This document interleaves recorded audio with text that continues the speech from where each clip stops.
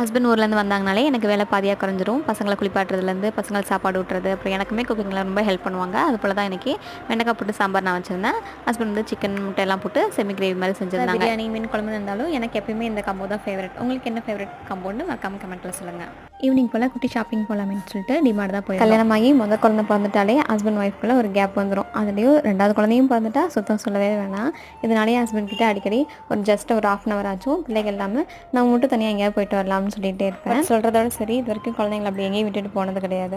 Suppose அப்படி போயிருந்தாலுமே நம்ம மனசு முழுக்க குழந்தைங்க மேலே தான் இருந்திருக்கும் அப்படின்றத இன்றைக்கி தான் நான் ஃபீல் பண்ணேன். ஏன்னா இன்றைக்கி ஃபெலிக்ஸ் குட்டிக்கு சிலம்பு கிளாஸ் இருந்துச்சு. அதனால் அவனுக்கு வந்து கிளாஸில் விட்டுட்டு நாங்கள் 3 பேர் தான் அங்கே போயிட்டுமே கொஞ்சம் நேரத்துக்கு எனக்கு ஃபெலிக்ஸ் குட்டியை பற்றின திங்கிங் தான் போயிட்டே இருந்துச்சு. நான் அவனுக்கு ரீபார்ட்னா அவனுக்கு பிடிக்கும்.